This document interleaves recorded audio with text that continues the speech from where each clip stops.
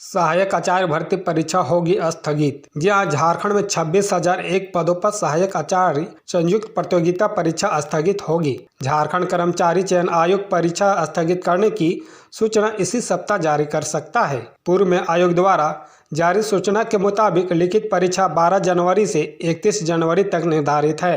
Jharkhand high court के निर्देश के बाद अब इस परीक्षा में सीटेट और दूसरे राज्यों के टेट पास अभ्यर्थियों को भी शामिल किया जाना है। इसको लेकर स्कूली शिक्षा व साक्षरता विभाग प्रारंभिक स्कूल शिक्षक नियुक्ति नियमावली में संशोधन कर रहा है। नियमावली में संशोधन के बाद उसे कैबिनेट से पास कराना होगा। उसके बाद कार्मिक विभाग के माध्यम से जेएसएससी को भेजना होगा। जेएसएससी संशोधित नियमावली के आधार पर सीटेट पास और दूसरे राज्यों से टेट पास अभ्यर्थियों से आवेदन लेगा। इसके लिए एक निश्चित समय सीमा का निर्धारण हो सकता है। जेएसएससी 10 से 15 दिनों का समय इन अभ्यर्थियों को दे सकता है। उसके बाद पूर्व में आवेदन करने वाले अभ्यर्थियों के साथ साथ नए आवेदन करने वाले सीटेट व दूसरे राज्यों के टेट पास अभ्यर्थियों को लिखित परीक्षा होगी। इसलिए 12 जनवरी से निर्धारित परीक्षा को स्थगित कर फरवरी मार्च में आयोजन किया जा सकेगा। यह भी बता दें कि 6 से 26 फरवरी तक मैट्रिक इंटरमीडिएट की बोर्ड परीक्षा निर्धारित है। ऐसे में इसके बाद ही सहायक आचार्य की लिखित परीक्षा हो सकेगी। जानकारी के अनुसार परीक्षा की नई तिथि की घोषणा बाद में की जाएगी।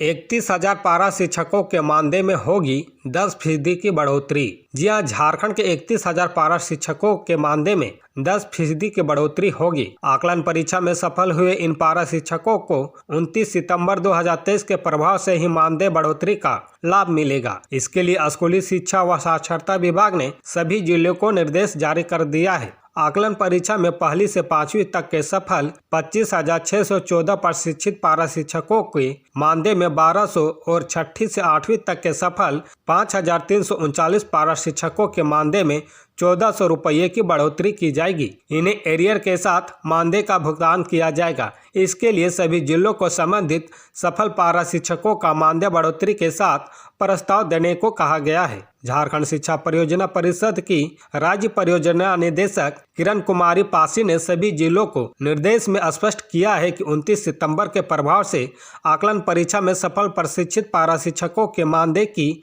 बढ़ोतरी हो सकेगी। पारा शिक्षकों के 3 महीने के एरियर का भी भुगतान होगा। वर्तमान में सभी जिलों से अब तक प्रस्ताव नहीं आया है। हेमंत सोरेन की जगह झारखंड की सीएम बन सकती है कल्पना सोरेन। जी हां, इस वक्त की सबसे बड़ी खबर। सीएम हेमंत सोरेन के खिलाफ प्रवर्तन निदेशालय की कार्रवाई की आशंका के बीच झारखंड की झामुमो कांग्रेस राजद गठबंधन सरकार ने वैकल्पिक रास्ते की तलाश शुरू कर दी है। जमीन घोटाला मामले में ईडी ने झारखंड के मुख्यमंत्री सह झारखंड मुक्ति मोर्चा के कार्यकारी अध्यक्ष हेमंत सोरेन को पूछताछ के लिए 6 बार समन जारी किया, लेकिन हेमंत सोरेन ईडी के क्षेत्रीय कार्यालय में पूछताछ के लिए हाजिर नहीं हुए। इसके बाद 7वां समन जारी करते हुए 29 दिसंबर को मुख्यमंत्री से कहा गया कि केंद्रीय एजेंसी को उनसे पूछताछ करना है, वह बताएं कि कब और कहां उपलब्ध रहेंगे। ईडी ने उन्हें 2 दिन का वक्त दिया था। वक्त बीत जाने के बाद भी हेमंत सोरेन की ओर से ईडी का कोई जवाब नहीं दिया गया। इस बीच गिरिडीह जिले के गांडे विधानसभा से निर्वाचित विधायक डॉक्टर सरफराज अहमद ने विधानसभा की सदस्यता से इस्तीफा दे दिया। झारखंड विधानसभा सचिवालय ने सोमवार को यानी 1 जनवरी 2024 को इसकी अधिसूचना भी जारी कर दी। इसके बाद से ही चर्चा है कि ईडी के किसी भी संभावित कार्रवाई के लिए हेमंत सोरेन तैयार है। साथ ही सरकार वैकल्पिक रास्ता की तलाश कर रही है। अंदर खाने के सूत्र बता रहे हैं कि हेमंत सोरेन की जगह उनकी पत्नी कल्पना सोरेन को मुख्यमंत्री पद की शपथ दिलाई जा सकती है। उनको गांडे से उपचुनाव लड़ाया जा सकता है। इसलिए गांडे विधानसभा सीट से डॉक्टर सरफराज अहमद का इस्तीफा हुआ है। नए सड़क दुर्घटना कानून को लेकर ट्रक ड्राइवरों ने की है हड़ताल। जी हां, बता दें कि केंद्र सरकार द्वारा हाल ही में बनाए गए नए सड़क दुर्घटना कानून को लेकर 3 दिन तक भारत बंदी के आह्वान पर सोमवार को पाकुड़ लुधियाना मुख्य पथ को चाचकी गांव के समीप ट्रक चालकों ने जाम कर विरोध प्रदर्शन किया। सड़क जाम की जानकारी मिलते ही पुलिस मौके पर पहुंचकर लोगों को समझा बुझाकर 3 घंटा बाद सड़क जाम को हटाया गया।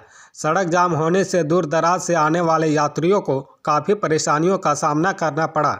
गौरतलब है कि केंद्र सरकार की ओर से हिट एंड रन को लेकर नई परिवहन नीति में बड़ा बदलाव किया गया है। धारा 304(a) के तहत सड़क दुर्घटना में दोषी पाए जाने पर चालकों और परिचालकों को 10 साल की सजा और 7 लाख रुपये तक के जुर्माने का प्रावधान किया गया है, जो चालकों को रास नहीं आ रहा है। इसके खिलाफ सभी ट्रक ड्राइवरों ने हड़ताल की है।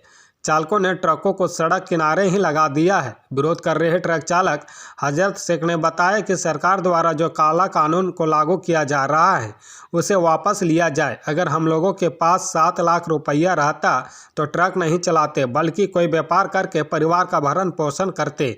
हम लोग 1 माह तक ट्रक चलाते हैं, उसके एवज में मालिक द्वारा 6 से 7 हज़ार रुपये वेतन दिया जाता है। 3 दिनों तक हड़ताल जारी रहेगा। जब तक इस मुद्दे पर फैसला सरकार नहीं लेती है, कोई भी चालक ट्रक नहीं चलाएंगे। इधर सड़क जाम रहने की सूचना मिलते ही मुफस्सिल थाना प्रभारी अमर कुमार मिंज मौके पर पहुंचकर सड़क जाम कर रहे ट्रक चालकों को समझा बुझाकर 3 घंटे बाद सड़क जाम को हटाया है। झारखंड कर्मचारी चयन आयोग से 10वीं और 12वीं पास के लिए 2532 पदों पर भर्ती, जल्द शुरू होंगे आवेदन। जी हां, झारखंड कर्मचारी चयन आयोग ने 10वीं और 12वीं पास अभ्यर्थियों के लिए पैरा मेडिकल स्टाफ के 2532 पदों पर भर्ती का नोटिफिकेशन जारी किया है। इसके लिए Jharkhand para medical joint competitive परीक्षा 2024 के लिए ऑनलाइन आवेदन की प्रक्रिया 23 जनवरी 2024 से शुरू होगी। झारखंड कर्मचारी चयन आयोग की इस वैकेंसी में आवेदन करने को इच्छुक अभ्यर्थी आयोग की ऑफिशियल वेबसाइट jssc.nic.in पर जाकर 31 दिसंबर 2023 को JPMCCE 2024 के लिए जारी बैकलॉग और रेगुलर भर्ती का शॉर्ट नोटिस चेक कर सकते हैं। JPMCCE 2024 की आवेदन योग्यता, परीक्षा पैटर्न और आवेदन का शर्तों की जानकारी के लिए विस्तृत नोटिफिकेशन का इंतजार करना होगा।